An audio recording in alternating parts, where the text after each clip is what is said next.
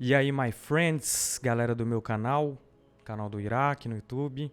A gente tá quase chegando a 3.000 inscritos. É muita gente. Quando eu comecei eu queria ter uns 100, já tava bom. Mas agora eu quero ter 1 milhão. Bora lá? Faz tempo que eu não posto nenhum vídeo aqui, então eu resolvi fazer uma série de vídeos sobre produção musical, as principais coisas que acontecem comigo aqui no estúdio, dica de compra de equipamento. Então esse primeiro vídeo que eu preparei vai ser sobre controlador USB, né? Todo estúdio, todo mundo tem uma dessa daqui. Não uma dessa daqui, mas uma parecida com essa aqui. Eu lembro quando eu vi a primeira vez o controlador USB, isso meio que fez minha cabeça acelerar assim para um ponto que eu nem imaginava que ia existir. Eu já achava louco o trem, eu já achava doido demais. E nos últimos anos isso evoluiu tanto com questão de expressividade nos botões, sensibilidade nos pads de bateria e até esses knobs que a galera acaba criando que são mais intuitivos. Toda controladora USB, não toda, mas a maioria vai funcionar com esse cabinho aqui, ó, que todo mundo tem em casa. Você pode pegar o da sua mãe, ela vai ficar brava, que é o tal do cabo da impressora. É aquele quadradinho e a outra é USB. Tanto no Windows quanto no Mac, geralmente as controladoras que eu tenho aqui, elas usam esse protocolo aqui de conexão, né, USB, o igual da impressora.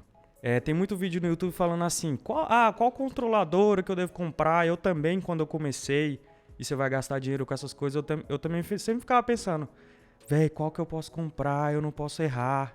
Igual eu tenho uma maior aqui, que foi a primeira que eu comprei, que é essa aqui da M Audio, que é bem parecida com essa aqui que eu tenho, só que num tamanho menor. Todas vão funcionar basicamente da mesma forma. Agora, como popularizou muito, tem muita controladora USB mais xing-ling, assim, mais baratinha, que também funciona.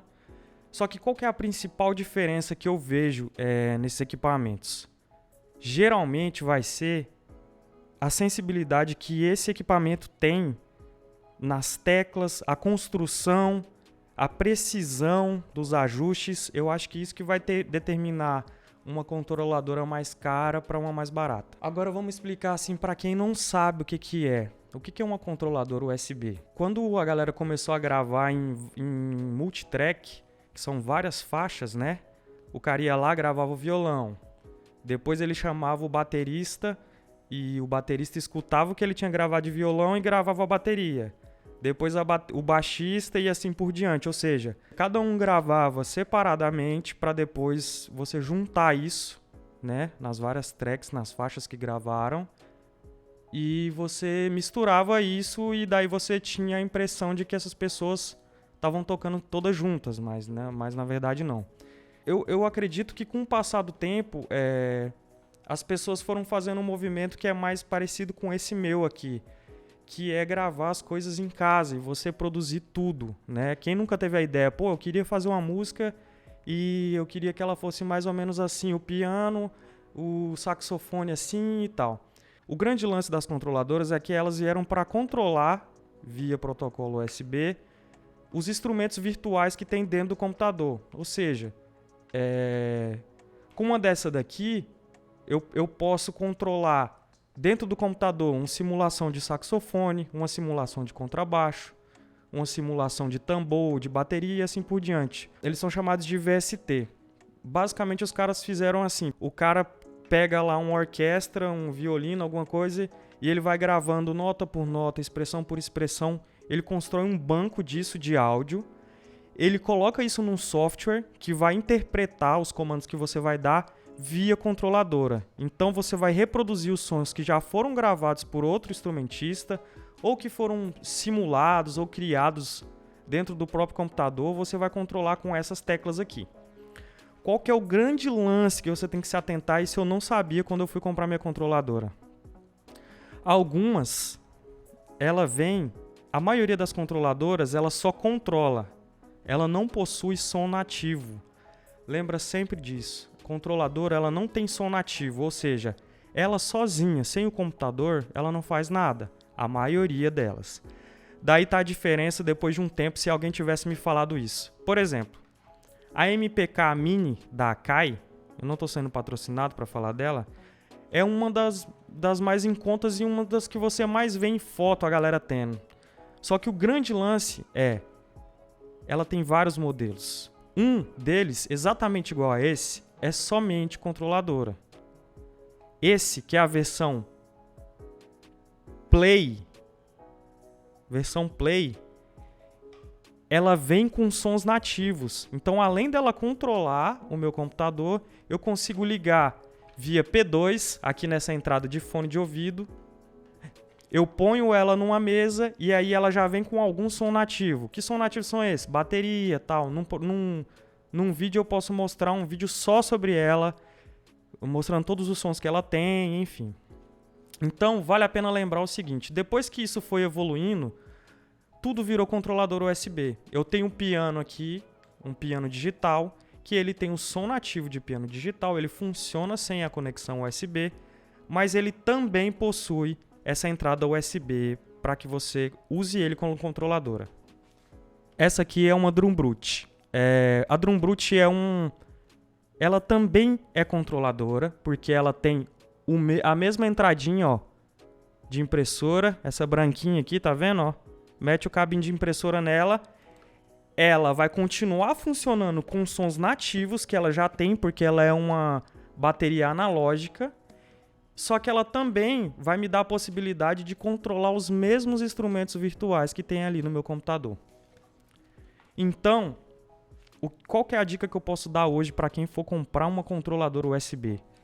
Compre a que tenha sons nativos, porque você vai sair na vantagem.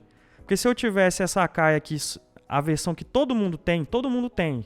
Eu nem sabia que existia essa versão Play, eu vi por acaso, pesquisando na internet.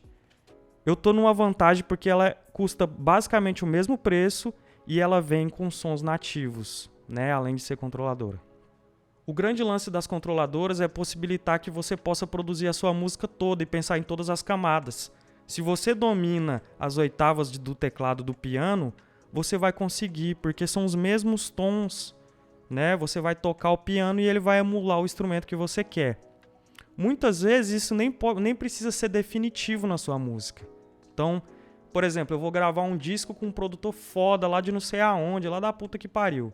É interessante que na hora que eu chegar com ele para trocar as ideias sobre a música e tal, que eu tenha uma demo. Então, é melhor que eu chegue com essa demo já com todas as ideias que eu tenho, mesmo que ele não for utilizar, com a minha controladora e os instrumentos virtuais dentro do computador, eu posso fazer todas as ideias que eu tenho e apresentar isso numa espécie de pré-produção, para que daí eu escute, veja como que vai ficar e depois grave isso, vamos dizer assim, analogicamente, grave isso verdadeiramente, né? Grave isso realmente com um instrumento de verdade, com alguém tocando ele.